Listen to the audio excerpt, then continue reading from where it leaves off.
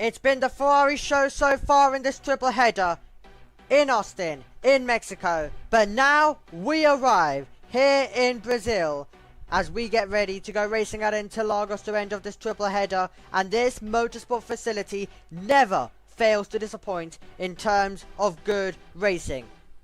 Unpredictable weather, the track's also resurfaced. This is going to be a very interesting weekend. It's round 21 of this championship as we go sprinting as well, and it is going to lead us on to a 2-week break, and then on the third week we will go racing in Las Vegas on the 21st to 24th November. Then it's our final sprint weekend. It's the penultimate round of the season in Qatar, and then Abu Dhabi is where we will hopefully see a champion crowned. Max Verstappen is in the lead of that championship. He's got 362 points, 47 points back as Lando Norris. If he wants to win this championship, it all starts right here, right now, in the sprint weekend in Brazil. Charles Leclerc's in third, Oscar Piastri's in fourth, then it's Carlos Sainz, Lewis Hamilton versus George Russell is going to be an interesting scrap near the end of the season as well. Perez in eighth, then it's Alonso, Hülkenberg, and Lance Stroll rounding out the first page. Yuki Tsunoda for Ricardo is in 12th, then it's Kevin Magnussen, Alexander Albon, Daniel Ricciardo, Pierre Gasly, Oliver Behrman, who's raced twice this season, one with Ferrari, one with Haas. Colapinto continues to perform incredibly well, he's in 18th, Ocon, Liam Lawson trying to prove himself, and then you've got Joe, Logan Sargent, and Bottas also trying to fight for his seat, hopefully trying to retain his seat at Kick Sauber for next year. The Constructors arguably is going to be even more interesting. McLaren may have the lead. A few off weekends for Oscar Piastri has meant that Ferrari have really closed in as they have been getting 1-2s and 1-3s so far in this triple header. How will they get on this weekend? Well, we're going to find out very, very shortly. But they are in second place. Then it's Red Bull in third. Mercedes, Aston Martin, Haas, Ricardo, Williams, Alpine, and Kick Sauber are the only team to not score a point. Let's take a look at the Autodromo Juan Carlos Palace as well. 2.667 miles, 71 laps ahead of us as well. 15 corners. In the dry it's challenging, in the wet it's unbelievable. This is a fantastic race.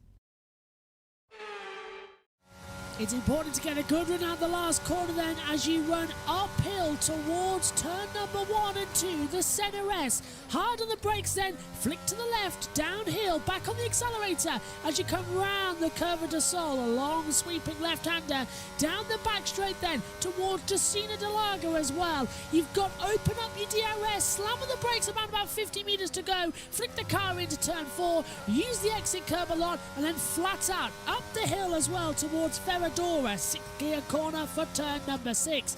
Flick the car in towards the right, uphill section of the track, double apex as well before you come into the Super boxes. Flew in now, keep it calm, round the oranges turn as well at turn 9 as well. Turn 10 as well, a little bit tricky to get right on the brakes as well as you have to slam down all the way 2nd gear. Into Magula then as well as you drop downhill dramatically towards Juncao as well. Up through 7th gear, drop down to 4th gear, flick the car in again to the left and then back up now towards the last corner. You're flat out rising 6th gear, 7th gear, 8th gear as well. Flat out with the DRS open as you come across the line. In the old days you used to cut across the pit lane entrance, now not needed to, and that is a lap of Interlagos. While lots of people may not enjoy sprint races, if there is one circuit it works at, it is this one. Welcome to Interlagos, where we hope to bring you 30 minutes of exciting action. Hello everyone and welcome here in Brazil as we get ready to go sprinting. It's our penultimate sprint race of the season. Really excited for this one to get underway with a McLaren front row lockout as Oscar Piastri tries to take his second sprint race win of his career. He did it from pole in Qatar. Let's see how he's going to be able to do here in Brazil with his teammate Lando Norris alongside. And Josh Team McLaren come into this session as the team to beat, but we know Ferrari can have better race pace, and that is quite different to what it was a few years ago where they were good in qualifying and they struggled in the race. Now it's the opposite. It's Ferrari who do come alive more in race trim. Yeah, absolutely, and we've seen that over the last couple of race weekends, them absolutely coming out of nowhere from their performances in qualifying. They're able to turn a bad qualifying performance, or not a good but not the best qualifying performance, into an incredible race performance as well. Multiple podiums, double podiums, 1-2s in the last couple of races. It's been a really good run for Ferrari. It really has been a good run for Ferrari. They will start third with Leclerc, fifth with Sainz. Leclerc got a slipstream by Max Verstappen, who will start in between. So Leclerc was helped up to that third position, and if it does get feisty between the two McLarens, then that could be really, really interesting. Max Verstappen, of course, takes a penalty tomorrow. He starts fourth today, directly behind Lando Norris. So if Norris does not get a good launch, the last time that Piastri and Norris did share the sprint front row, Norris got a poor launch from second place, and he lost a multiple places, so you'll be hoping that that does not happen, because if that does happen, then Max Verstappen will be alongside, and we know how Max Verstappen and Lando Norris can be when they go side by side. Yeah, absolutely, and well, perfect cue. I mean, we're seeing replays on the TV screen of what happened a couple of weeks ago now at Austin in Texas, and well, last time out we had the beautiful moment of 20-second time penalties for Max Verstappen and the amazing, outstanding penalty graphic, because Sky loves doing stuff to Max, because British television follows British drivers. Yes, I guess that is how it works. We've got Russell, of course, who starts in 6th, as well Hamilton in 11th, and Hamilton found himself out in SQ2 yesterday. Where do you think he'll be able to recover to in this sprint race, or whether he'll be able to recover at all? Yeah, and with his performances over the last couple of weekends, and well, over the second half of the season, we could say, whole season, because he was good last year, but then coming in towards 2024, not really doing the best, and now we're at this point where they need him the most, and it's not happening. Yeah, absolutely. Oliver Behrman now, it was announced last night that he would be doing now the full weekend. So it was planned, of course, he would be doing the sprint section of it, but now it's been confirmed that he'll be doing the full weekend, which is, I think, what we all said yesterday that should happen, so K-Mag can get some rest. And to be fair, Oliver Behrman, if we're honest, is probably performing better than what K-Mag would manage in the car anyway. Behrman ahead of Hulkenberg, and he qualified in 10th. His lap time got deleted yesterday. Of course, he also lost a lot of time in that first sector. He ran wide on the exit of the CNRSs. And when I looked at his sector 2 time, he only lost 1/10 to the McLaren of, at the time, Lando Norris was at the front. So he had a real good chance yesterday of qualifying incredibly well. So I think he's got some good pace, so he'll have chances to make some overtakes today. And of course, he'll get another qualifying and another chance at it. But Behrman really, really impressing yesterday. So I hope he continues to do that today from 10th on the grid. Top 8 score points in the sprint. Do you think Behrman will be able to get his way up there? Yeah, absolutely. I do think Oliver Behrman will be able to get himself up into the points, possibly. And, well, looking to a little bit later as well, I think he could do a good performance in qualifying. Of course, Oliver Behrman starts 10th, so he needs to gain 2 positions. He's got Albon and Liam Lawson in front of him in 9th and 8th respectively. And wow, I've just opened the final grid, and there's a lot of people starting from the pit lane. There is, absolutely. We've got Alonso, we've got Stroll, we've got Joe, as well as they all broke park firming, changing bits of their cars. But yeah, moving on to Liam Lawson and Ricarb. From reports that have come out of Brazil, Liam Lawson does have a better car part due to, of course, Tsunoda crashing twice in Mexico City. It was only fair to give it to Lawson, so that might play a little part this weekend. But Liam Lawson, just all he needs to do is continue to impress with all the drama going on at Red Bull. You've got Colapinto now emerging as a driver who could get that Red Bull seat. You've got Bortoleto now, the favourite of the Sauber seat. Lots has happened this morning, actually, with all the reports that have been emerging. All still rumours, of course, but there is quite a lot going on in the paddock, and you would expect it, especially with Bortoleto in his home race. But personally, if they are going for Bortoleto, I'd rather announce it right now here in Brazil, as I think it would make more sense to announce a Brazilian driver around this circuit. Now, another driver to talk about who is getting the support, this weekend. No Brazilian drivers on the grid, so they are all supporting Franco Colapinto, but not an easy weekend. You would think that he'd really enjoy himself, but unfortunately not the case, as he had his grandfather pass away. So he really is finding himself this weekend. It's a really tough weekend for Franco Colapinto, but he's continuing to push on, and it will be interesting to see how he gets on and whether he can score some points. But it's definitely not fun when you have all the fans, of course, getting all the attentions of the fans, and then you're also suffering on the inside. It's not really a good feeling. No, it isn't. So he'll definitely be struggling this weekend. Going back to Liam Lawson and Yuki Tsunoda with the upgrades, well, it's definitely been showing. Yes, it wasn't the best qualifying for Yuki Tsunoda yesterday, but Liam Lawson starts 8th in this sprint. Yuki Tsunoda, the last car on the grid, 17th with the pit lane starts. And then Franco Colapinto, good. Well, got into SQ2, 14th he starts on this grid. Got Sergio Perez alongside him on that row of the grid. So we'll have to keep an eye to see if he can get a good start as well. Yeah, another thing on Colapinto, 2 qualifying sessions in a row, the main qualifying last time out in Mexico City, and then the SQ2 from yesterday. Williams did not send him out at the end of the session. So, of course, he was eliminated in SQ2 yesterday. He was eliminated in Q2 in Mexico City. But in both of them, he wasn't there at the end of the session. So I think Williams needs to have a little think about that. When the circuit is at its best, not sending Colapinto out there or not doing his run plan to the best of the circuit doesn't really work, because I think personally he could have been in Q3 in both Mexico City and also yesterday as well, but just due to the run plan and everyone finding improvements at the end of SQ2, it meant that he found himself eliminated. So he'll try recover. It might be a little bit hard to get into that top 8, but we'll see how Franco Colapinto does. We saw him make a huge dive to the inside at Singapore, so he can be pretty late on the brakes, and it's Brazil, safety cars.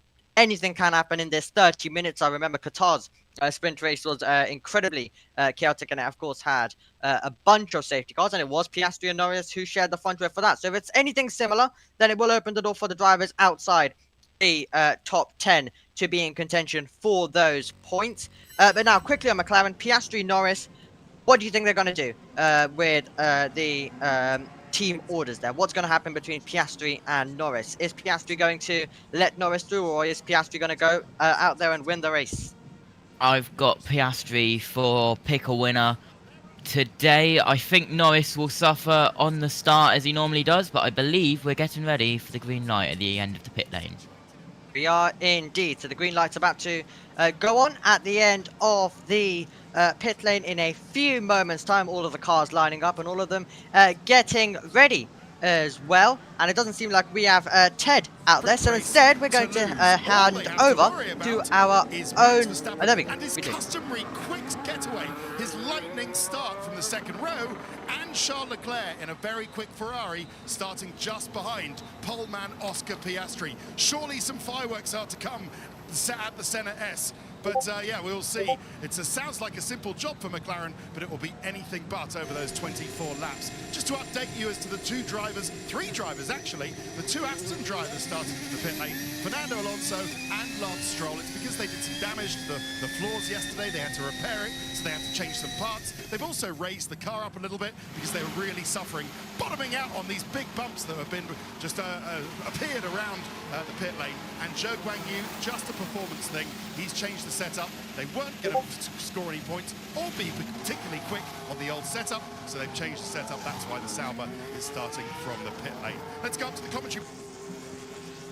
Absolutely, we're going to do the exact same. Cars are out there on the circuit, and that means Joshua Birch is ready to do some talking. He's up in the commentary box. Yeah, thanks, Omi. So this is going to be a very interesting 24 laps ahead of us as well. Sao Paulo always gives us a fantastic sprint race, but the strategy here is going to be key. We've got a brand new surface as well that's been relayed around this entire venue. So the bitumen is still at the top. We've got a very high degree, sunny weather at the moment, a little bit of cloud cover coming over, but the sun has been beating down on the circuit the entirety of the day so far. So we're seeing a couple of them go out in soft compound tyres. Ideally for 24 laps, with the new surface, you could get the softs to the end of the distance.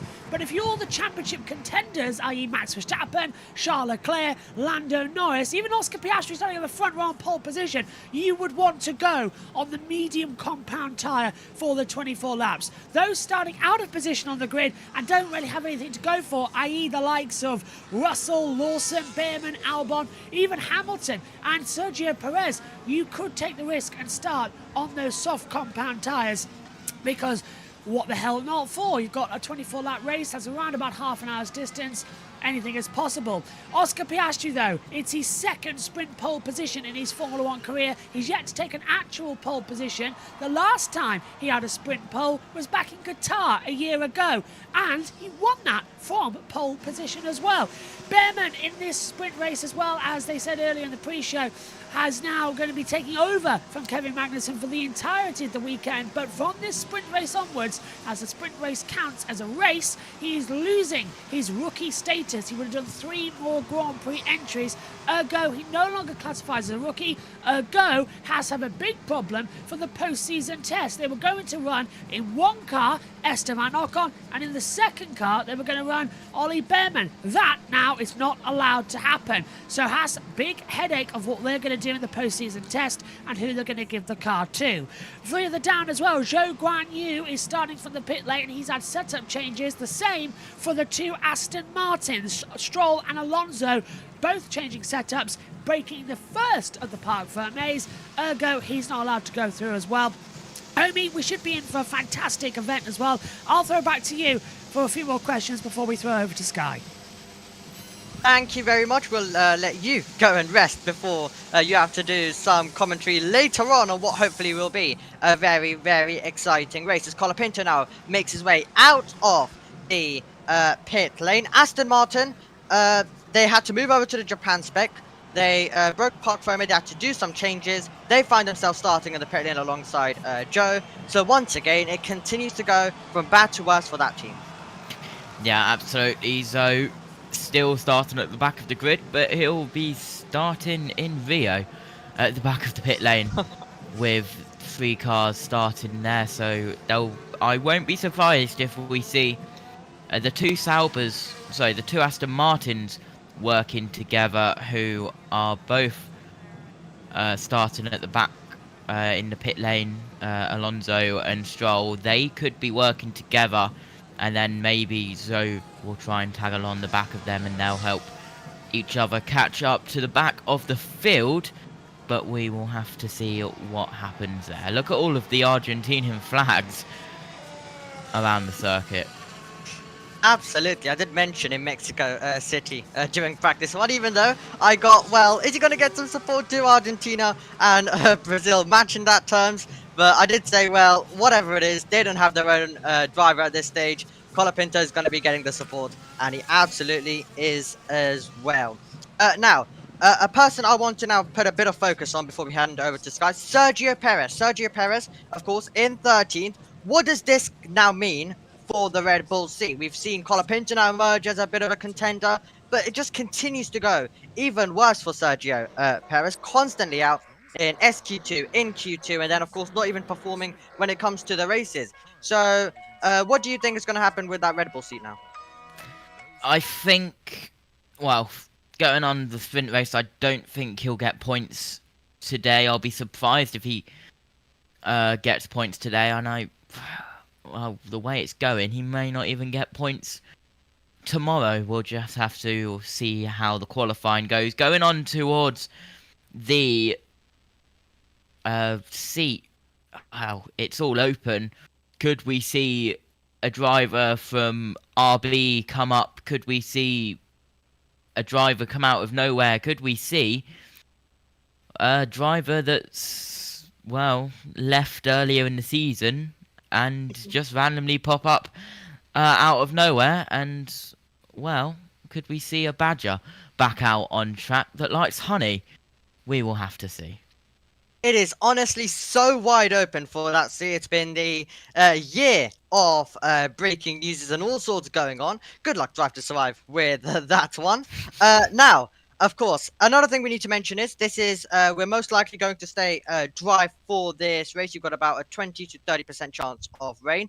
But when the rain's going to most likely come in is later on today, and basically almost certainly tomorrow we're going to be hit by some rain. So we could be getting some rain later on for qualifying, and that definitely will not help the drivers like Sergio Perez trying to hit some form. He's had issues all throughout this season when it's even been slightly wet. So Sergio Perez definitely not going to be an opportunity for him if it does rain, but it could open the door, for example, for Max Verstappen. We know how he can be in the wet, and even if that Red Bull does not have the pace, with that penalty even applied in the race tomorrow, we could see Max Verstappen try and make some overtakes, because we know how quick we know how quick he can be when it comes to those wet conditions. Yeah, absolutely. Max is good in the wet, but we're kind of going in towards the unknown here into Lagos, because fully resurfaced track, fully resurfaced pit lane, and, well, no practice, no nothing. If it stays dry today, and then we go in towards tomorrow, and it absolutely pours it down, it'll only be the reconnaissance laps and the formation lap that they get to see how the track is. And, well, I also won't be surprised if we see maybe a couple of incidents on the reconnaissance laps of people going wide or people spinning, because, well, it is a completely different circuit, and going in towards turn 1 on lap 1 on a wet circuit here, that's going to be interesting. It definitely will be as well. So just looking a little bit more ahead to the driver market that is going on for the Kick-Sauber. As I mentioned, most likely now as it stands, Bortoleto is emerging the favourite. It's twisted, it's turned a lot. Reports now saying that Bortoleto has signed the contract. We're waiting for it to be official. Of course, all still rumours at this stage. But Valtteri Bottas, there's also been some links that he could go back to Mercedes to be a third driver.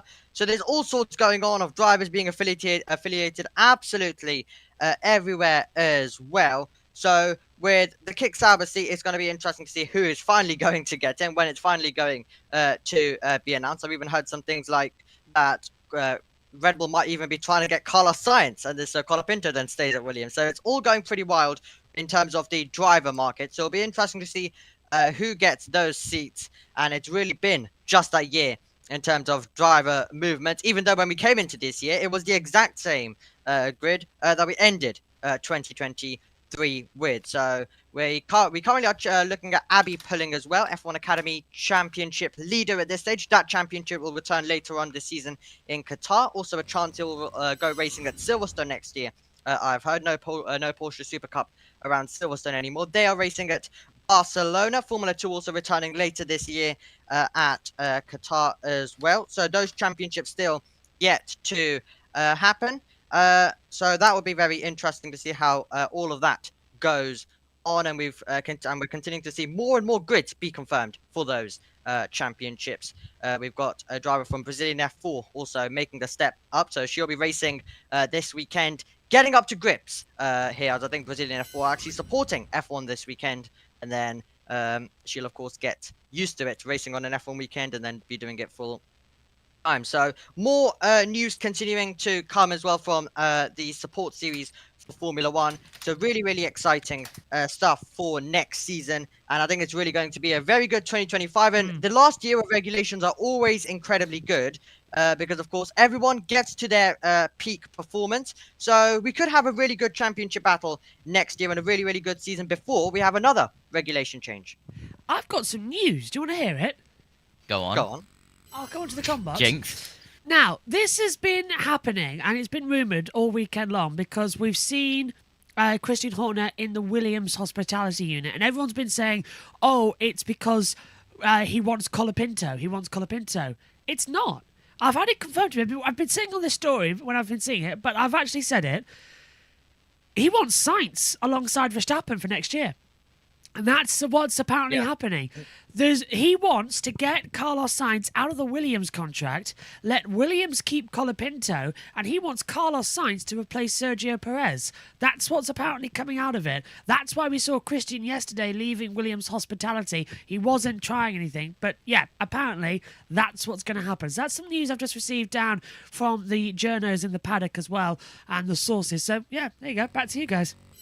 Yeah, absolutely. So, really interesting in terms of that. I did briefly mention it, but Josh fully confirming that going on. Well, that's enough from us. Let's head down to Sky. Obviously, I mean, I'm not sure. I think he may well have put the weight back on. I don't know, but he clearly had to work quite hard to get into that. I mean, that's the thing nowadays.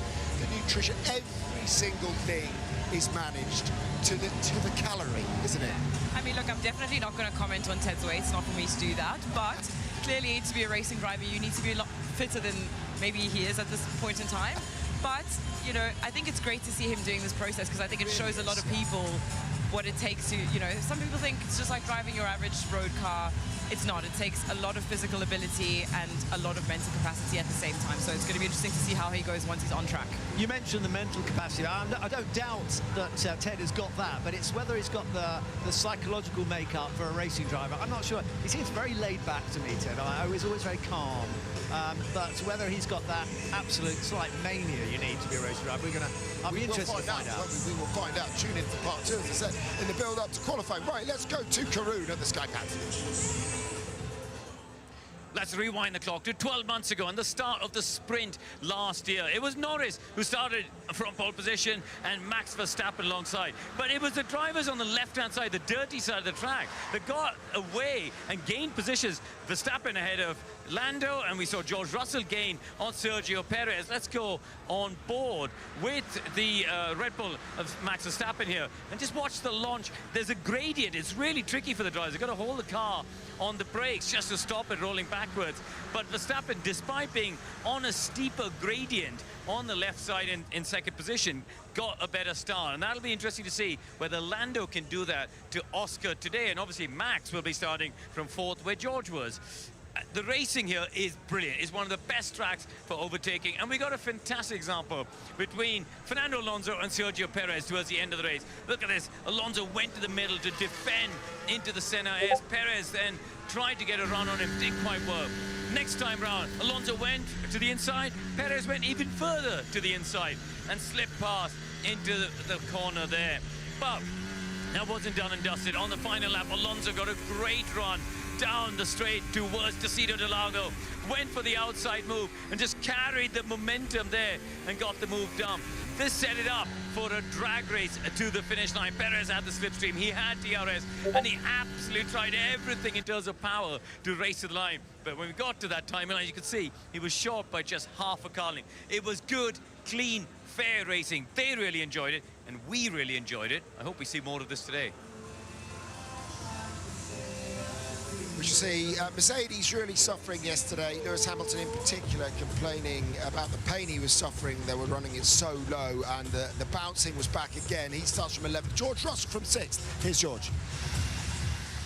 George, what sort of car have you got for this sprint this weekend? I think, unfortunately, we're probably going to be a little bit in no man's land between the front 5 and the guys behind. I hope that changes and we can get in that fight. But looking after yesterday's qualifying, I think that's where we lie at the moment. What floor have you got at the moment? Singapore, Miami, Silverstone? I've got all the new stuff from the car. Right, and you're happy with it? Yeah, I mean, it's. I don't think the floor is the reason for our fluctuations in the performance. I think it's more down to the ride and how the car is hopping around the track. All right, go well, thank you. Right, this way. Yeah, and they've had inevitably to raise the ride height overnight. Now, that's the going into qualifying, I should say. But that's the problem for them, isn't it? It's just It's the porpoising that we've seen for such a long time for them. Yeah, it's right-eye sensitive. It's not just that their car seems to be very, very difficult to get the tune, the aerodynamics, depending on the ride out. They want to go low. The lower they go, the more critical it gets and more difficult it is to drive. We're standing here on this black tarmac, this new black tarmac, but if you look where you're standing, it's yellow. You see that brown scraping marks? That is the floor of these Formula 1 cars, and you can see with their bottom on the straight here. And that's why they have a problem. They can't, at maximum speed, they simply can't run the car on the deck because it basically upsets the car, and also they'll get penalised for not having enough plank left. As Lewis was saying, he's not often critical of anything Brazilian, but they resurfaced the track and he didn't think they'd done a particularly good job of it. Yeah, it's strange to see that they've tried to make the track better and then inevitably made it a little bit worse with the bumps. But, you know, it's going to be the same for everybody out there. The problem with the Mercedes is, as we know, they brought this new floor to Austin. They've had to run it a lot lower than they expected. That's what was causing them all the issues there. Then George ended up having a big shunt, putting the old floor back on and feeling that that was maybe a smoother ride for him, and that's why they brought it to Mexico as well, whilst they didn't have the parts. But it did also get him from the back of the grid to 6th place in Austin. So for them, it's about finding the balance with what they're bringing on track, how that's correlating with what they're seeing in the simulations, and then bringing it to an optimum window where they can actually extract what they're seeing. And it's been a challenge for them. Ollie Behrman, as we mentioned, 3.5 tenths quicker than his teammate in SQ2 yesterday. Got into SQ3, starts from 10th. He's with Rachel. Ollie, how are you feeling ahead of this sprint? It's been quite a hectic weekend for you. Yeah, not a lot of sleep, but I'm looking forward to it. I really enjoy the track and looking forward to race here. Thank you, go well. Thank you. Well, we've already discussed Ollie Behrman. We should talk about his teammate Nico Hülkenberg, though. You know, what's possible, do you think, in this Haas today? Can they be competing for the points? Well, yeah, it's been coming along really well, hasn't it? I mean, we've actually seen them staying with the pack during the Grand Prix in Mexico as well, with Kevin and Nico as well. So, you know, I think that's they should not be thinking in terms of dropping backwards from where they are. They haven't qualified out of position, I don't think. Let's move it on to Williams then, if we could. As we've said, there are so many Argentine fans here. Franco Colapinto has come in and he scored 5 points in 5 races, which is the same as Latifi and Sargent combined in 66. So he's come in with a bang, and actually it felt like he was putting pressure on Alex Albon. Alex has made a couple of uncharacteristic errors since he's come in. However, yesterday, inside the top 10 again for the Thai driver, Colapinto 5 places further back. It's been a long time since Alex has had a competitive teammate, shall we say. So sometimes, you know, that can be daunting mentally. You know, you always obviously compare to the person who's got exactly the same equipment as you. And when you haven't had to worry about that for ages and you know that someone fresh is coming in, you always doubt, what are they going to do? Are they going to put me under pressure? As we've seen for Lando, though, when Daniel left and Oscar came in, it actually made him step up his game. So whilst maybe there were some uncharacteristic issues, ultimately, if your teammate's pushing you, you're getting the best out of yourself. So this is better for the team, and it's better for Alex as well. Lando Norris just wandering onto the grid. Let's hear from Max Verstappen. Max, can I grab one before you go down the steps, if that's all right? Listen, you've won every sprint this year. How difficult is it going to be from 4th? You've got 24 laps and you can overtake here. Yeah, well, it depends on our pace. I don't know. I mean, over 1 lap we're too slow. I'm hoping that we can be competitive now in this sprint. Thank you. Thanks, Max. You know, when he had a dominant car last year, and it was one of the best seasons ever, he drove it brilliantly, magnificently. You know, he ran out of superlatives. But actually, can we talk about the job that he's doing with an underperforming car this year? When you look at his teammate and how far back he is all the time. Yes, he's destroyed all the teammates he's ever raced against, but what sort of job is he doing with a faltering Red Bull?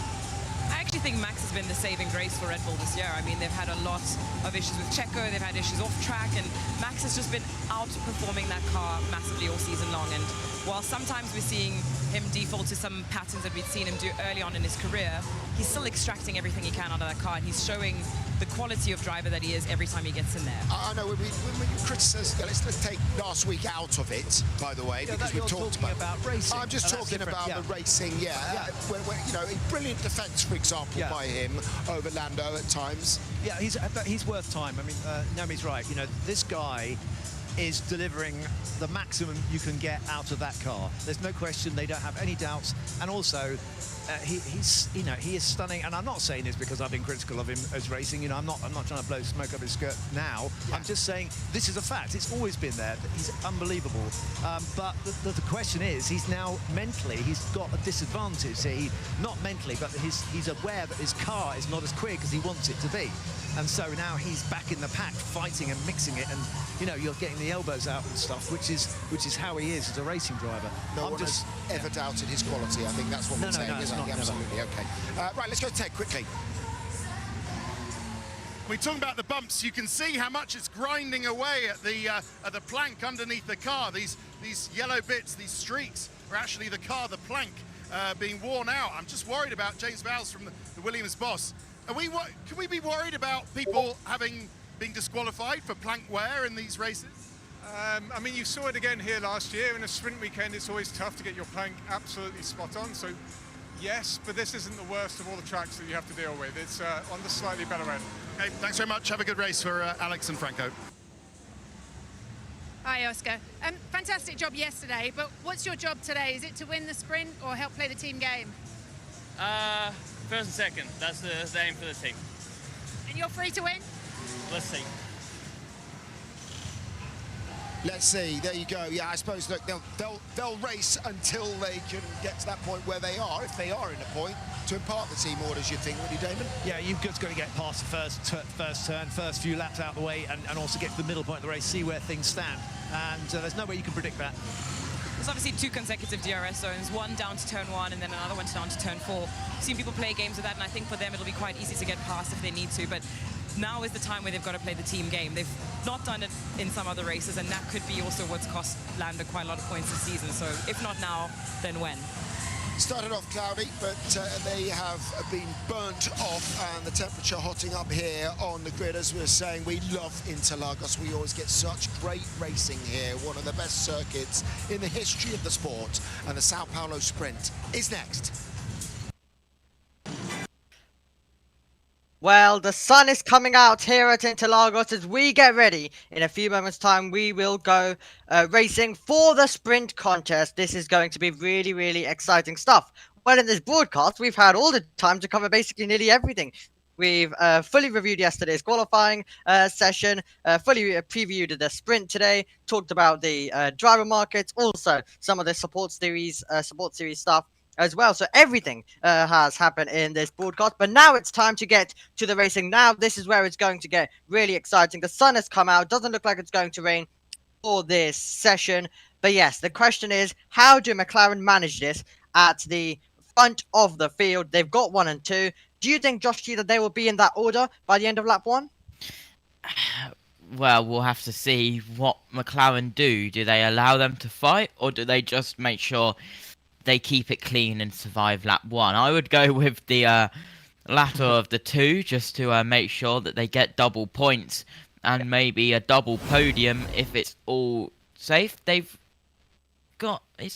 all right. They've got Charles Leclerc, who is definitely going to be right behind them, but they've got Max Verstappen as well. So a very strong front 3 rows of the grid, where Oscar Piastri and Lando Norris, they might have to work together. I know McLaren's working together. Wow. To keep the 4 strong cars of Charles Leclerc, Max Verstappen, Carlos Sainz, and George Russell. George Russell will have to see if he's in no man's land still at the end of lap 1. That is going to be the interesting question. How will McLaren play this out? And we're really getting close now to nervy moments for all of the drivers. They'll be sitting in their cars and getting ready for this 30-minute race. How clean will the field be able to keep it? And it's going to be an interesting lap number 1. 2 DRS zones, of course, for the drivers to make overtakes and utilize. There's going to be plenty of chances for all of them to try and get some overtaking done, and especially if they are out of position. So that is going to be something that's really, really interesting to keep an eye on. Ferrari have got good race pace, as we already know, and as we've already seen from previous races. How are they going to get on? Can they put the pressure on McLaren? And then what about Max Verstappen? He goes into this with an unknown. Qualifying didn't look the best. What is he going to be able to do today? And that is going to be a really fascinating question that will be answered. And if it's not good, then of course he'll need to try and make some changes before qualifying, which either go two ways. It can either get even worse, or of course it can get better, which is what he would definitely want. So this sprint race definitely going to be some good practice with this resurfaced circuit for the sprint race, for the main race that is going to come tomorrow, and of course qualifying that is going to happen later on. But a McLaren front row, we saw this in Qatar, Piastri won. Will he be able to do the same? Let's find out.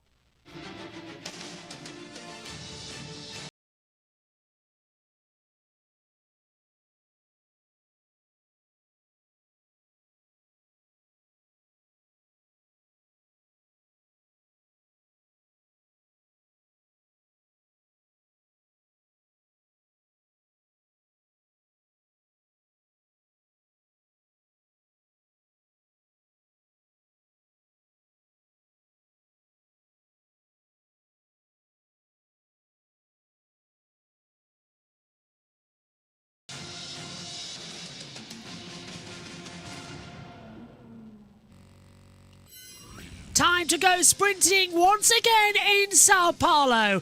It is the 5th of 6 sprints this season. Let's see what we're going to have. It's always a delight here in Sao Paulo, Brazil.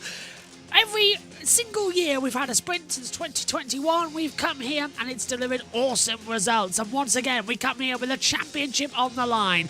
Max Verstappen qualifying 4th, Lando Norris qualifying 2nd. Who's going to do battle around this 4.309 kilometre circuit? 15 turns in total. Elevation change at 42.98 metres. It is an awesome circuit. Pirelli bringing tyre compounds here that are going to be interesting. Hard C3, medium C4, soft C5. Might need intermediate and wet later on in the weekend. Right now, however, it is dry, and that is the good news coming into it as well, with the conditions looking absolutely superb. Track temperature at 48 degrees as well. Air temperature is at 28 degrees. This is how they line up then on the grid for the sprint race. Starting from the pit lane is Lance Stroll and Zhou Guanyu and Fernando Alonso. They have changed suspension setup as well. That puts Yuki Tsunoda 17th on the grid. And then Esteban Ocon lines up 16th alongside him. Valtteri Bottas taking 15th. Franco Colapinto treating this as a home event here. The Argentinian got loads of support. He's in 14th. Sergio Perez, another Q1 exit, promoted up the grid, now starts 13th. Nico Hülkenberg starts 12th. Lewis Hamilton eliminated in Q2. He starts in 11th. Ollie Behrman on a new debut here for a sprint race. He gets 10th position, filling in for Kevin Magnussen. Alexander Albon puts himself 9th on the grid. Liam Lawson in his first sprint back goes into 8th. Then we get Pierre Gasly in 7th position as well. Russell goes in 6th with Carlos Sainz in P5. Front two rows of the grid, Verstappen 4th with Leclerc 3rd. Verstappen has a 5-place grid penalty for tomorrow's Grand Prix, so it's maximum points from him today. Front row though is McLaren, Lando Norris 2nd, who was on pole here last year, but it's Oscar Piastri who takes his 2nd ever sprint pole. The last time he did that was Qatar in 2023, where he won from pole position. Key factors here, key atmosphere here as well as we get ready for the start procedure. Megan Burge walked back out again, so she'll be here in a second. Alongside me is JT as well. Josh, we're in for an interesting race because it's 24 laps ahead of us. No idea, they're all going to start on mediums, but I'm surprised no one's taken a gamble on softs. The brand new tyre surface, they might make the distance. Yeah, absolutely surprised at that as well, but maybe they don't want to take the risk here. And there is Lando Norris, and on the other side of the grid, Oscar Piastri. It's an all orange row 1, it's an all chrome row 1 as well, and at the moment it's an all green pit lane well. It's the earliest Grand Prix we've had here actually.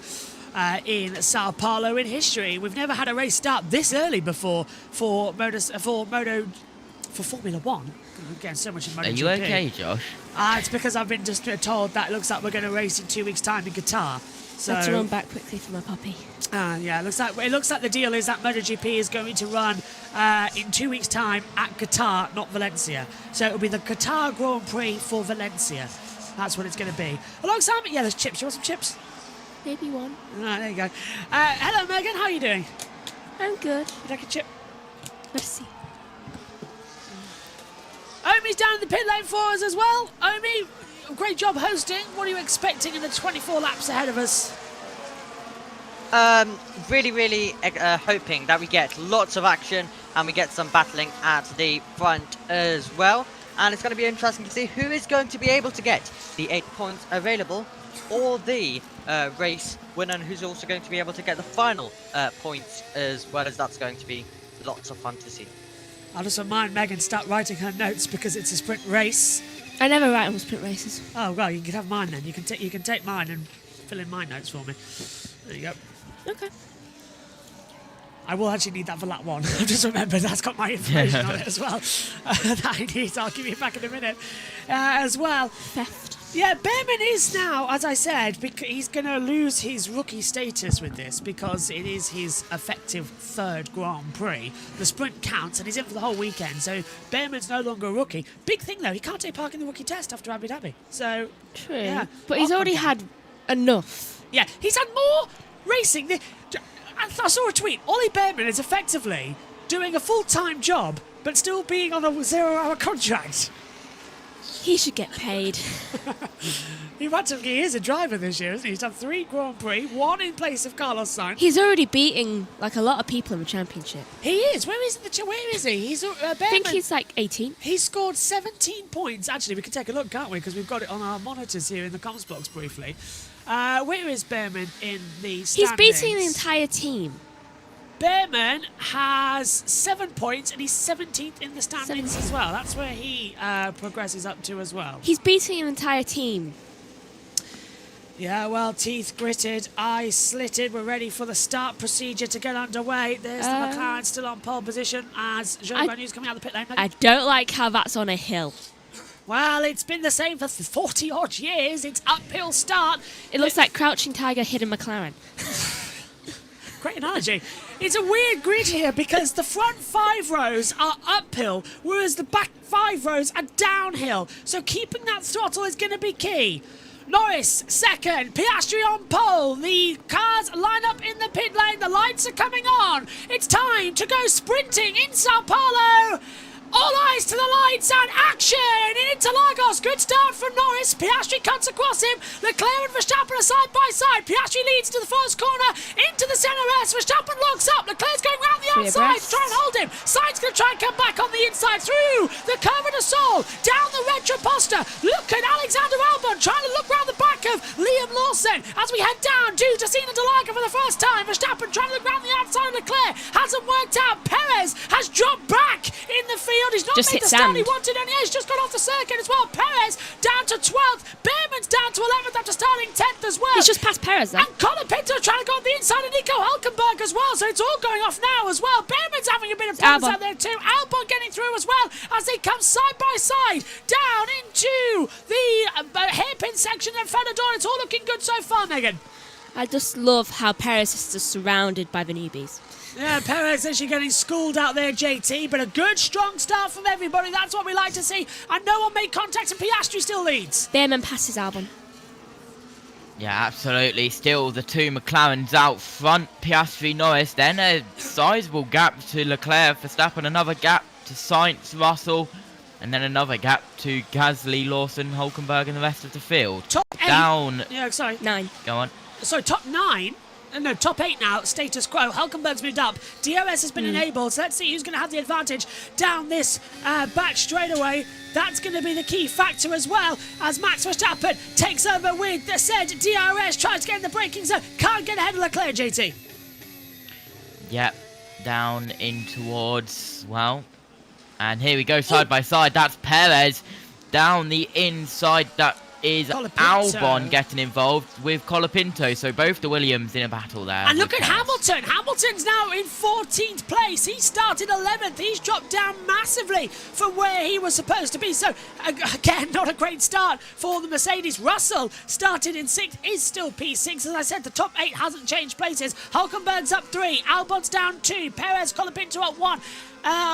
Hamilton's down 3, Ocon's up 1, Bottas down 1, then Tsunoda down, our status quo. So not much going on in this sprint race so far, but here on board with Max Verstappen, he's got the DRS. Yes, he does, to Charles Leclerc. Over the line we go, down towards the centre rest. Leclerc's going to have to go defensive. He does so. Verstappen's going to keep him round the outside line. Leclerc has kept his car straight there and almost takes off the front wing of Max Verstappen. That was close racing. And Verstappen, he's won every sprint race so far this season.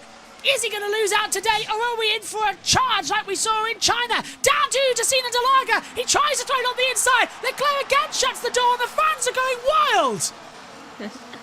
Well, it's probable that he's going to win this race because guess who's in the box? That's true, JT's here. So presumably that means Max is victorious. Max Verstappen wins. Yeah, but then again, Johnny Herbert is on the panel this weekend, so that's also true. So it's kind of like, well, we're doing one hide behind our backs at the moment, aren't we? Norris has done a 1:12.274, so he gets fastest laps at the moment. Verstappen all over the back of the car of Leclerc. Let's hear his radio. Take your time, Max. And you know the game. Checkers. Yeah. No, the game is... Get it? Checkers. No, the game's battleships. Literally just barge it on the inside and sink the Ferrari as well. You get mine? Yeah. Checkers. Checkered. I get the pun. I knew it immediately as you said it. Over, through super boxes, into the first corner at the Senna S. Piastri leads Norris, Leclerc, Verstappen signed to the top 5. Russell, Gasly, Lawson, Hülkenberg, Beerman, Perez up to 11th, past Albon. Colapinto's 13th, Hamilton's 14th, Ocon, Bottas, Tsunoda, Alonso, Stroll, and Zhou have the current running order. Here's the sprint start. Right, so everyone doesn't seem to really move in the start. I mean, immediately Oscar Piastri defends from his teammate of Lando Norris. Further down the back of the field, we can see a little bit of lock up there from Max. But further down the back of the field, we can see multiple took off abreast. his own rear wing. Yeah. Sorry, front wing.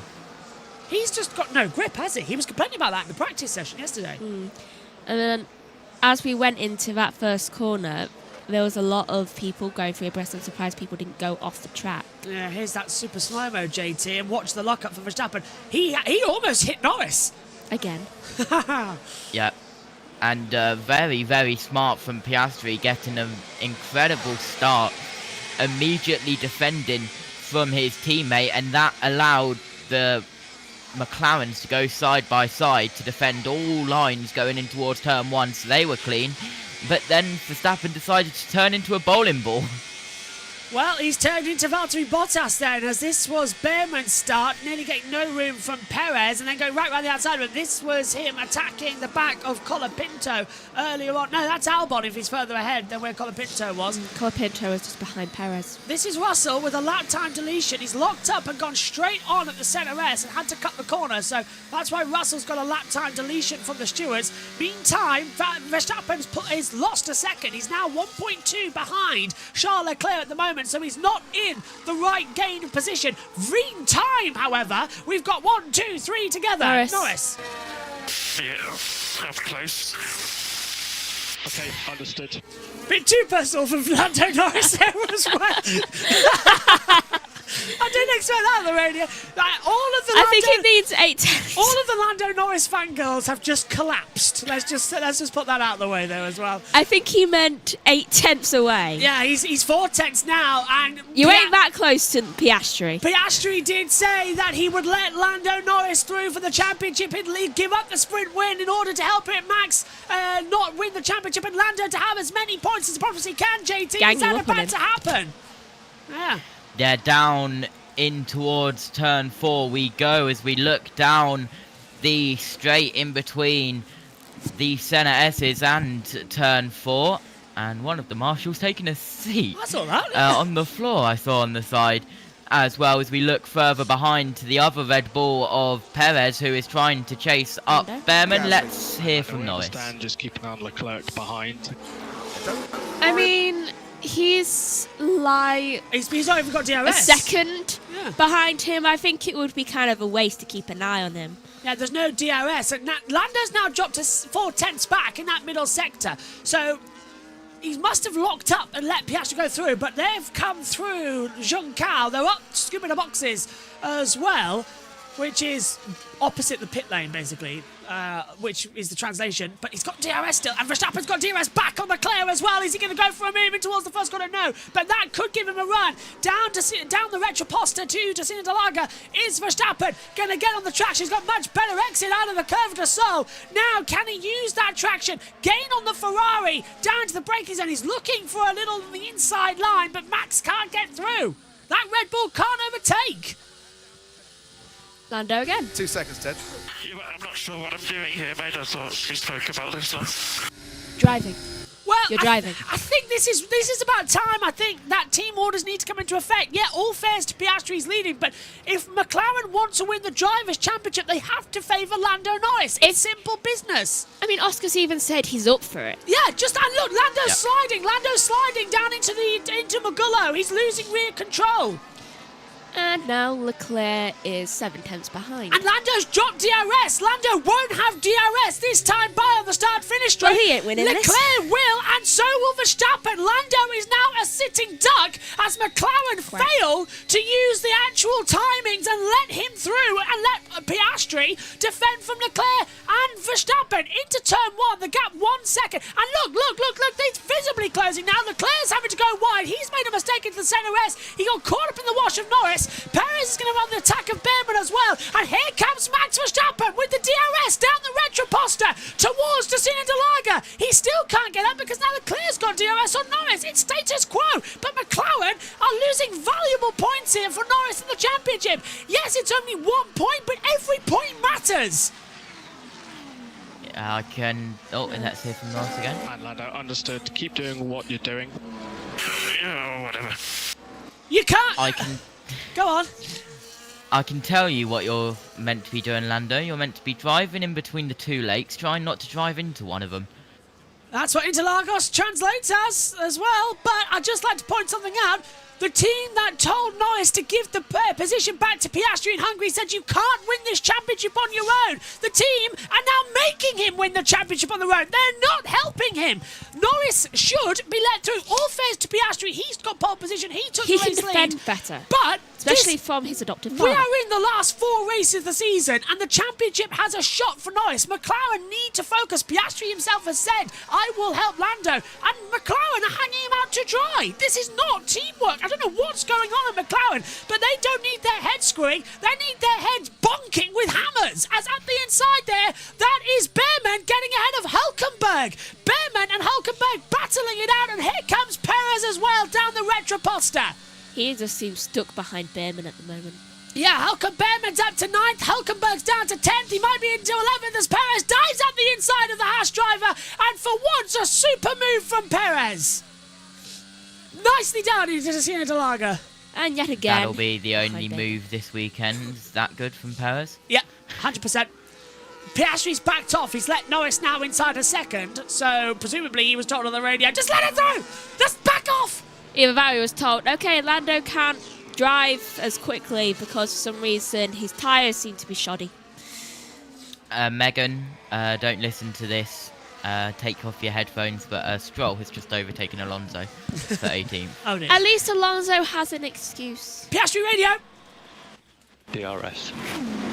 Yeah. Okay. Give Lando DRS. Yeah, I pressed the wrong button. I turned us all off for a second there. I pressed the kill switch on the button. Well, they're right next to each other, so when I'm trying to look up, I pressed the wrong button. So You told me never to touch I pressed the kill switch, yeah, accidentally.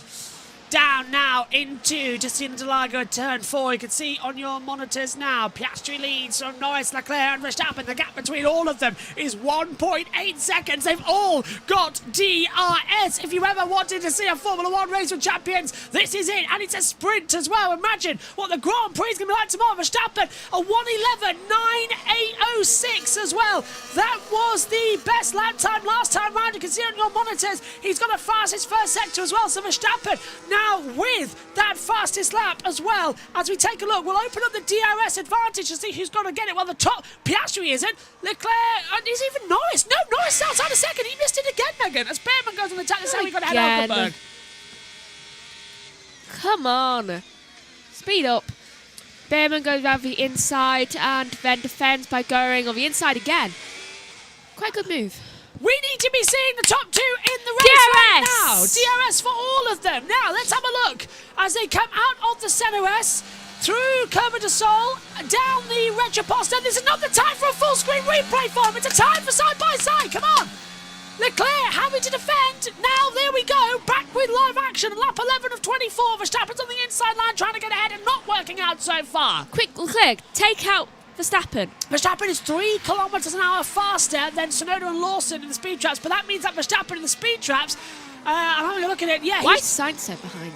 Well, hang on, Verstappen speed trap 333, Leclerc 326, Norris 3112. Perez passes Behrman. Piastri 309, and Perez up into 9th place. That's 1 point, that's 1 position away from the points where Lawson is.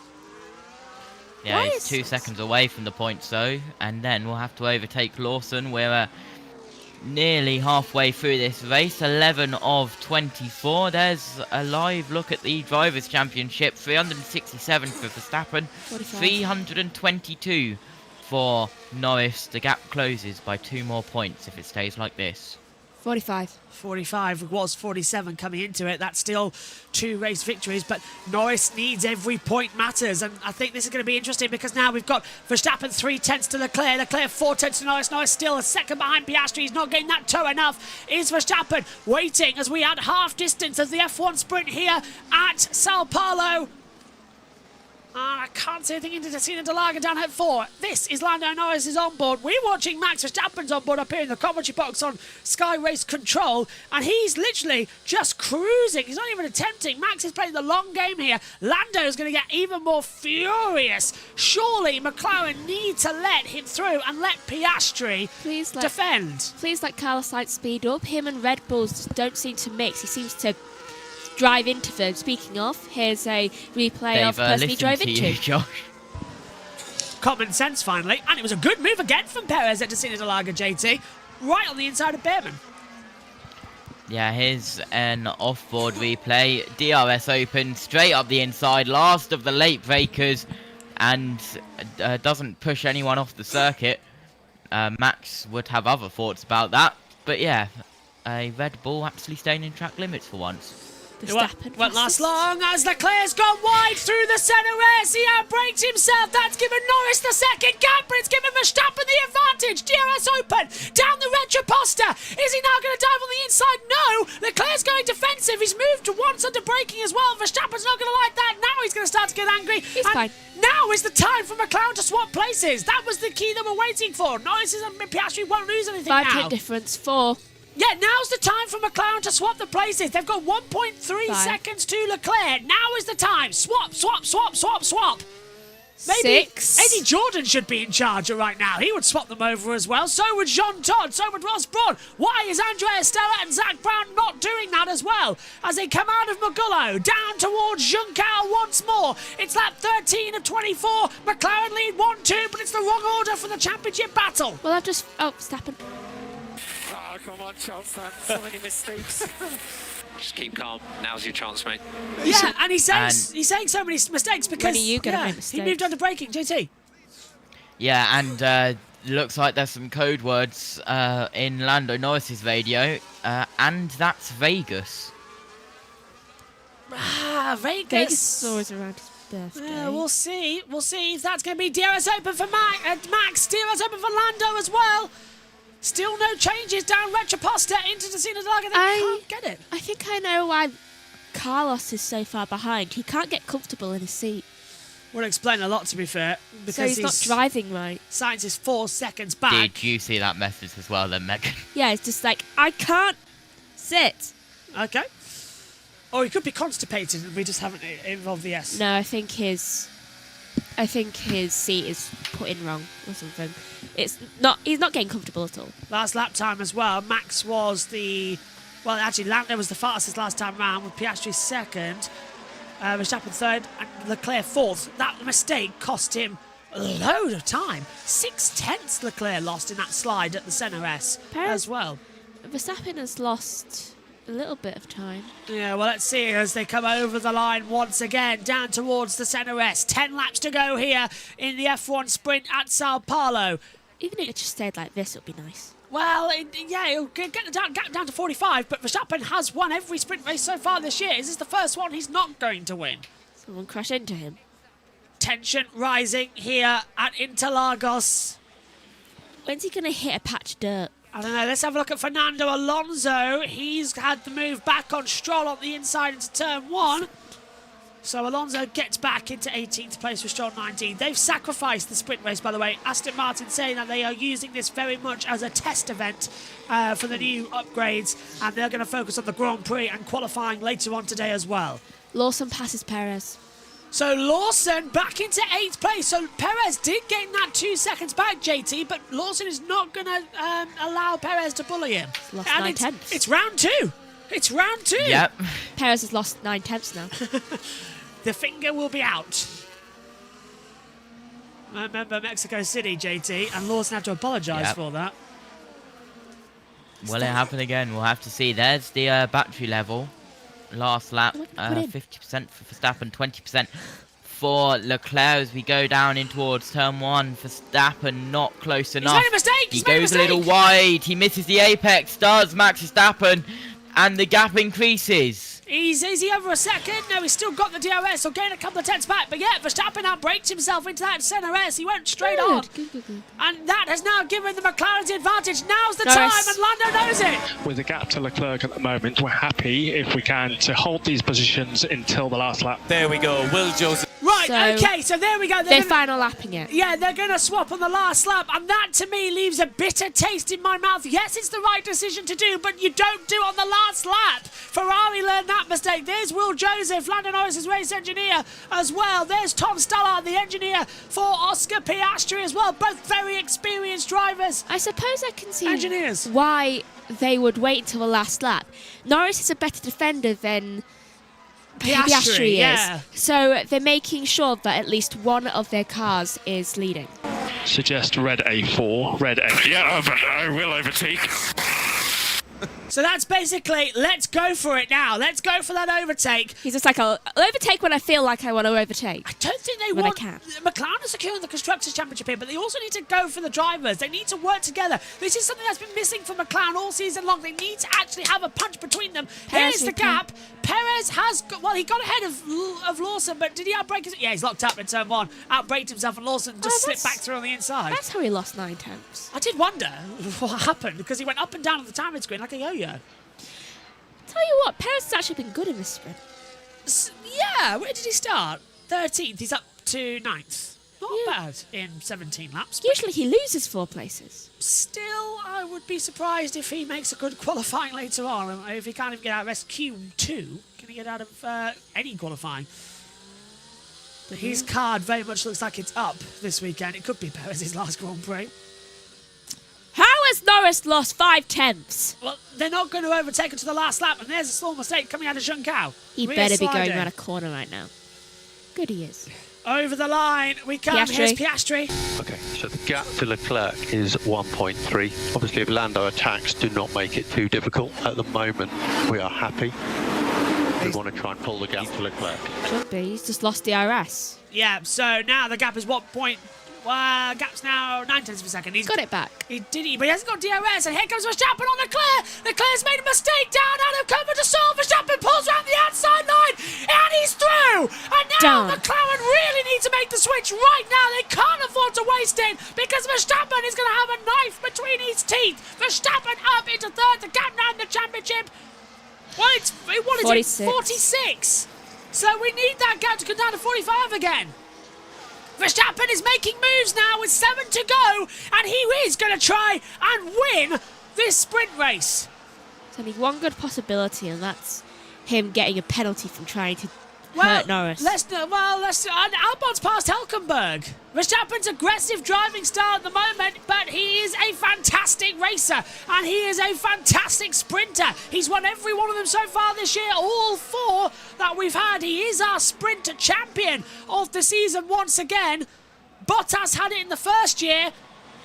Verstappen's had it ever since. As we come into that braking zone for the centre S, the gap down to 1.6 seconds. Surely now, JT, McLaren have to make this swap, because Lando's tyres are starting to go.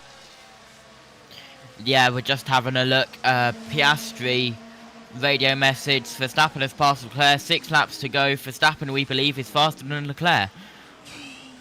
Definitely, because the gap Verstappen's pulled out to Leclerc is 1.6 seconds. Come on, mate, let's chase him down. Game on in the championship. Game on in the race. Swap, swap, swap. We can see it coming. They can't wait to the last lap. Verstappen's going to be all over them. They'll lose both places. Piastri needs to drop 5 tenths just before going into a straight, because I've noticed that Lando tends to pick up at least 2 to 3 tenths by that. Let's have a look. That was Piastri, and this is Norris's slide that we saw on board, Megan, coming out as young cow, just getting it over a steer, and that's costing him. Yeah, because they're not swapping. He's caught in the dirty air of Piastri. Albon passes bit. I don't know what McLaren are thinking of right now. It's making no sense as the timing screen on the TV tower has absolutely knackered itself. So that's maybe Ferrari have given McLaren. Verstappen, we believe, is faster than Leclerc. So that's what Megan said. JT. Yeah, maybe Ferrari have given McLaren their strategy. Yeah. Give it back. Bugger everything up. They've swapped. Let's have a look at Perez having a go on Lawson again into the centre S. Lawson goes defensive. Perez going to throw it out the inside. And that is another beautiful move. Sergio Perez racing for his Formula 1 career. Puts a move on the driver who could replace him in the near future. And that was a stunner. Perez into the points. And Perez knows that this could be his last. So he is doing good moves like that. Question is, if he can drive like that now, why the hell can't he drive like the other 20 races of the year that he hasn't been performing very well? He's got 4 kids, he's tired. Hamilton once again is struggling between the two asses, just as we've seen in every sprint race so far this year. Is that smoke? That's smoke coming out of the back of Hulkenberg. Blue smoke out the back of Nico Hulkenberg. That Haas is about to expire. Quickly pit, please, Hulkenberg. We do not need... Actually, no. Do you know what? We do need a safety car. Make it long. Smoke from the exhaust. Copy, we're seeing it, we're checking. That's what they've said on the radio, so Hulkenberg can see it. This was Hamilton. And this is how he got up into 12th place, passing Colapinto. Hulkenberg's out! Hulkenberg's out! Hulkenberg's out! He's blown! Hulkenberg's blowing. He's down in turn 10, and he's dropped 3 places. Hulkenberg's car has exploded. This might be a safety car. He's stopping! He's stopping! Look, he's going so slow! It stopped! It stopped! It stopped! Is that going to be a safety car? Yellow flags come out! And this is crucial! McLaren need to swap them now! Quick! They need to swap it! Otherwise they're going to lose! Hamilton to the inside of Behrman for 11th Why are you position. increasing the gap? No sign of a safety car, but surely we're going to have something. Maybe a virtual safety car. Quickly flip them. Hulkenberg is stopped at the exit of turn 10 down at Magullo. We've got a yellow flag at that point in the track. No sign of the safety car. It's double yellow now in sector 11. Okay, flip now, flip now, flip now. They haven't done so. In fact, the gap is a second and they've reached that point now, Megan.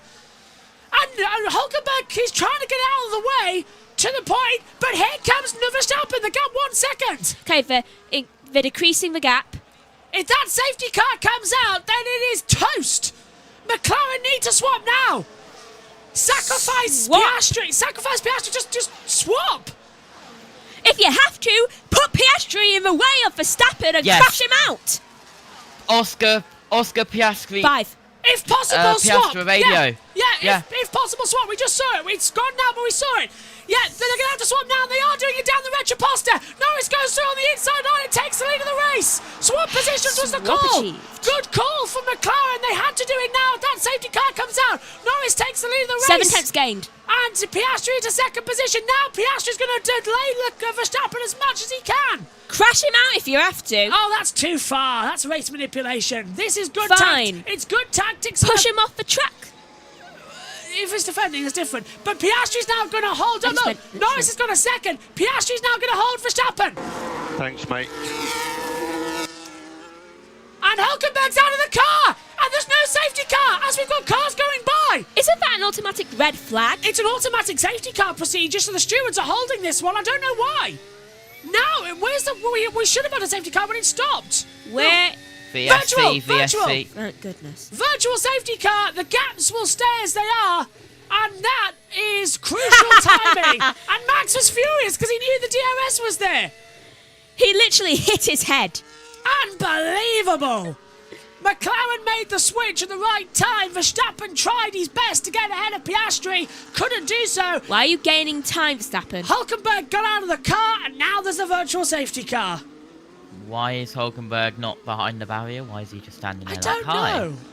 Yeah, Verstappen, decrease that gap because right now you're speeding. How do you get out from behind that barrier? That's a question. There we go. Jump it. Well, Verstappen's now... Walk around. Yeah. They've got to maintain a delta positive now as well, so that's what they've got to do. Are we going to end under virtual safety car? I hope so. But let's not forget here, Verstappen... Well, hang on a minute. Piastri's now inside a second of Norris. Piastri's gaining time. That's not the right delta. Do you know what? So's Verstappen. This is why delta times don't work. They've got their now. They're absolutely leveling out. They should really be under pit lane speed limiter, not delta times. Yeah, Verstappen, stop gaining time. Let's hear from Max. Pay attention to this, because if his group is driving slow, report it. Yeah. It's a virtual safety car, Max. Why do you hate Max so much? I don't. That's the thing. It's just annoying me that he is literally speeding. Even Space has asked what's with the Max hate. There's no Max hate. Personally, I want to see a good championship fight. That's why I want him to not win. Volume, Megan. You're now screaming. You've just readied us and we've turned you down. Am I the only one that actually wants someone to actually win this championship? Megan, in the last 3 laps, you said... Do we have to remind you that you have your headphones quiet because you don't like us shouting? Yeah. Yeah. So shut up. Why don't you lot turn your headphones down? Megan, in the space of 3 laps, you've told Piastri to crash out Verstappen, Verstappen to crash, Verstappen to fall off the circuit. I've also said that about Carlos Sainz before. Fair dude. I say about everyone. That's my way of getting past. I've just turned you down because you're literally giving me a headache and you're making my tooth hurt. The safety car's ending. Thank you. Right, here we go then. And look at Verstappen. Verstappen's going to overtake before the safety cars come in. And he's... Oh! Well, hang on a minute. Verstappen's gained... Okay. Speeding. In this instance, how has Verstappen gained so much... He's backed off. Yeah, he backed off. Okay, Verstappen did back off. Can you see why I've been annoyed? Yeah, okay, in that instance, that was pushing the limits. As Colin Pinto's got ahead of Behrman. Verstappen... The green flag's come out. He's been doing it all virtual safety car thing. Yeah, but I don't know. It's difficult. He speeds up, then goes down. Speeds up, then goes down. Just stay at speed. Piastri really is struggling. It's not Max hate. I'm just frustrated with Max the way he drives because he's a great world champion. He's a great race winner. But for God's sake, he doesn't know how to race side by side. That's why I'm frustrated. I don't hate anyone on this grid. That's very funny coming from you, Megan. Out of the last corner anyway. Lando Norris, McLaren have done the right thing. It's plus championship points. Norris wins the sprint here in Sao Paulo. Piastri does the gentleman teammate agreement, settles for second. Verstappen fights back for third. Leclerc's fourth, Sainz in fifth. Russell comes home in sixth position with Gasly seventh. And Sergio Perez gets that last point in eighth. Great fight back from him today. But fastest lap for Perez as well, 1:11.678. There's no point for that. Albon might take him away from him. Lando Norris, for the first time, wins a Formula One sprint race. Well, at least him and Piastri are equal now in everything.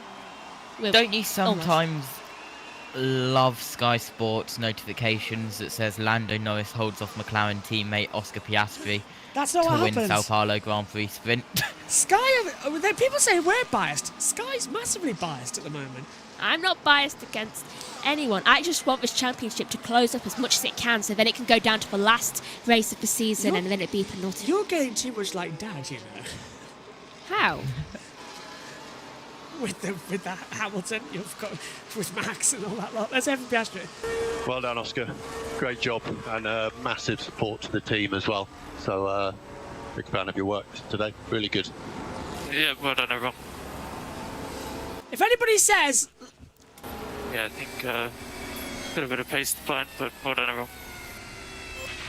If I'm biased for anyone, it's Fernando Alonso. I feel sorry for Oscar Piastri because that was his sprint race. It was. But Piastri, I respect him a million times more for playing the team game.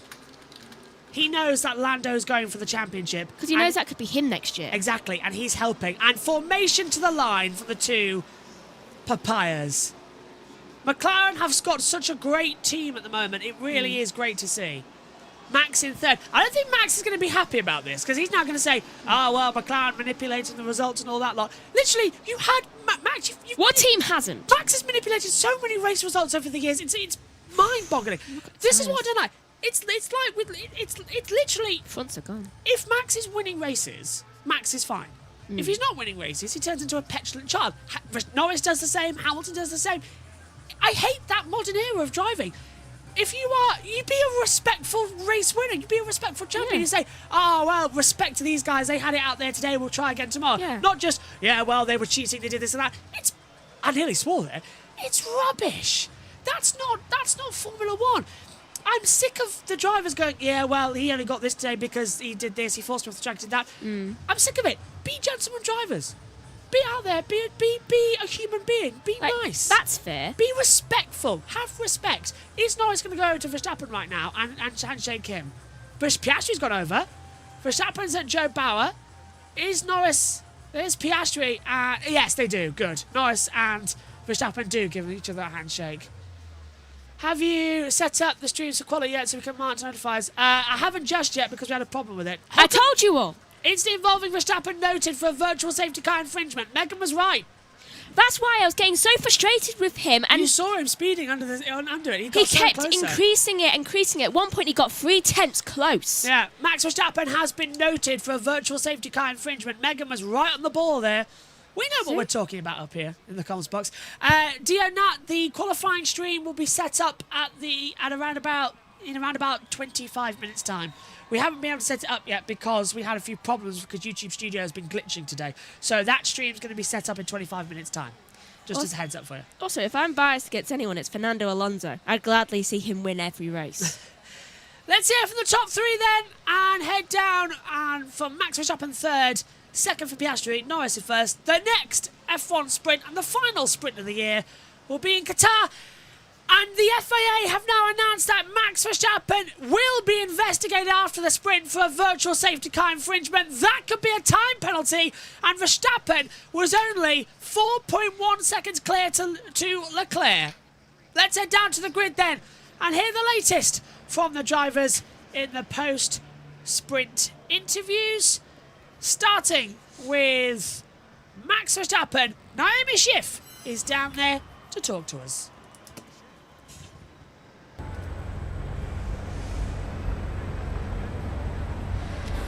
Well, Max, that's the third place for you today. Are you satisfied with that result? It seemed like you had a really great battle out there with Charles, and once he got out of that DRS train, you were able to pounce and catch the McLarens. Yeah, it was quite a tricky race, but I think the pace was very good because we could always follow within the DRS, and yeah, I'm quite pleased with that. Of course, it took a bit too long with Charles, but when everyone is in the DRS train, it's very hard to attack.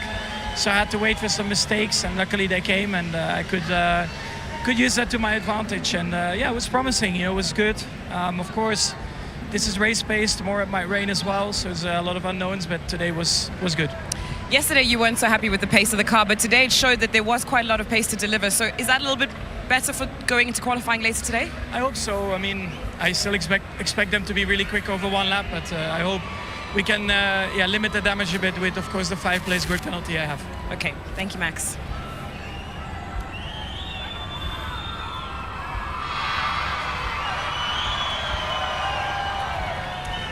Oscar, congratulations. You really did control that race from the start.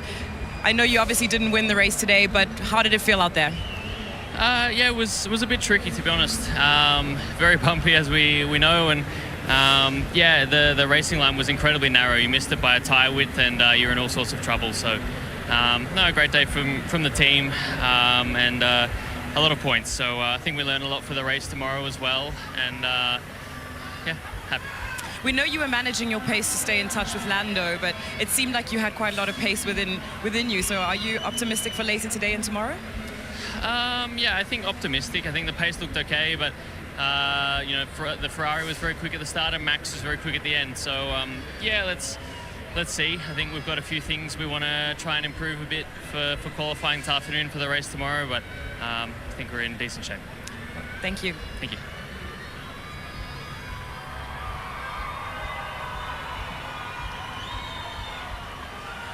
Lando, congratulations. You won today's sprint race. Obviously, well executed race by McLaren today. Yeah, not proud about it, but we worked well as a team together, so I thank Oscar. No, but we've done a great job as a team. Today was the result that we wanted. Oscar deserved it, but Yeah, we're doing what we have to do. So I thank him and the team, and we had great pace. So looking forward to qualifying and the race tomorrow. I know you guys managed that race, as I'm sure you had discussions before the race about how exactly you were going to plan it, but out there you did say at one point you were going to overtake. So did you feel you had the pace in you to overtake Oscar out there purely on pace? It's tough. It's just, it was kind of like yo-yoing a little bit. Like I'll catch up and then I'll drop back and catch up. It's just the dirty air here costs you a lot of lap time. So I felt a bit quicker, but I couldn't pass at the time. But I felt good. I think we were clearly quicker than the guys behind. It's just difficult in a sprint race like this to know how much to manage and push and that kind of thing, but we executed it well. Okay, thank you very much, Lando. Cheers. Well done. Thank you. Yeah, well done to... Yeah, nicely done there from McLaren. We heard from everyone in a bit of reverse there. Nicely done from Lando Norris as well. JT, as we take a look here, this is going to be really interesting qualifying coming up, because I don't know, the Grand Prix now are just going to be who's going to be first and what McLaren are going to do. They've set a precedent here as Enzo Fittipaldi gives out the trophies. Yeah, absolutely. They have set something, and we'll have to keep an eye on that going into the final couple of races of the year. 4 races to go if we include the one tomorrow. And then a triple header to round out the year. 2 triple headers to round out the year, and it's been good, hasn't it? Yeah, plus a sprint race to come in as well, so that's always one to look out for. 1:11.678 for Perez. That was the fastest lap bonus. Plaques adorned. Time to look ahead to qualifying then for the Sao Paulo Grand Prix. That's on at 5:45 p.m. British Summer Time. For now, though, we're done with the sprint. I'm going to hand over to Omi for all our latest reactions. McLaren did the right thing here. Let's see what's going to happen next. Down to you, Omi.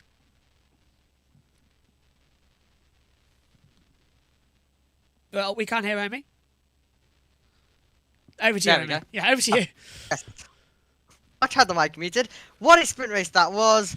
Of course, lower on the side of overtaking, but in terms of what we were seeing on the circuit and all of the tension that was building, what a sprint race that was, and cannot wait for tomorrow's Grand Prix. But of course, we've got Grand Prix qualifying coming up later on, which could also be in the wet, so that's another thing that could be coming into play. Josh T, though, McLaren, as you guys mentioned, did the right thing there.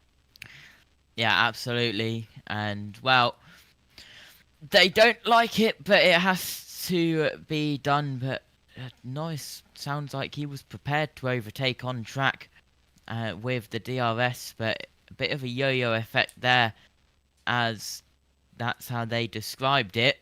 But we'll have to see what positions they get in qualifying a little bit later on, and then in the race tomorrow, what their plan is for that one. Yeah, absolutely. Max Verstappen, though, I think the critical thing is, while he didn't have the pace yesterday in qualifying, it appeared like, at least today, that he did have pace to be a contender tomorrow. So tomorrow, of course, it's a longer distance. We've got pit stops coming into play. We could have a wet race as well. So tomorrow is going to be the real interesting one of how close and can Max beat the McLaren, especially when we mentioned, of course, earlier on, that Max in the wet conditions can be absolutely brilliant.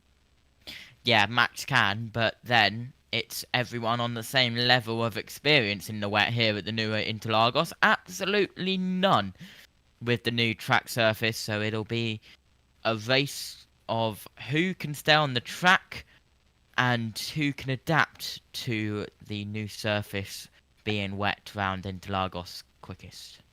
Yeah, absolutely. Or, of course, if it's later on today, then we could get some short Q1s eliminations and Q2s as well. Well, Hulkenberg, of course, was the big shock. The big shock, of course, retiring. That caused the dramatic moment near the end of the race, and it did mean that we found ourselves with Verstappen basically possibly speeding and getting onto, and he was basically side by side and immediately going for the move even when we were under virtual safety car. So how did you look into that?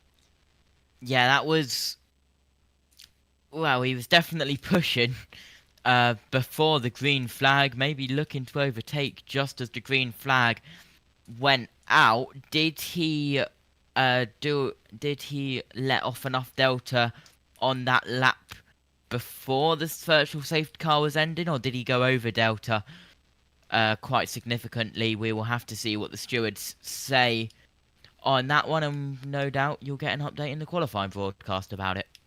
Yep, absolutely. An update will be provided in the qualifying broadcast as well. Well, the three that started in the pit lane, finishing at the back, Joe, Albon, and Stroll as well. But it looks like tomorrow we're going to be in for some race on the evidence of today. So, Josh T, final thoughts from this session, and then looking ahead into main qualifying later on. Good sprint race, good battle out front. Ferrari staying consistent, and, well, have fun in qualifying in, I believe, in around 3 hours' time. As that's me done for the weekend until NASCAR tomorrow. Yep, absolutely. We'll be on air 5:45 for main qualifying. Can McLaren keep up their momentum, and can they lock out the front row once again? Will it be wet? Will it be dry? Who knows? You'll have to join us to find out at 5:45, I should say, later on, to see who's going to take pole position. Goodbye for now.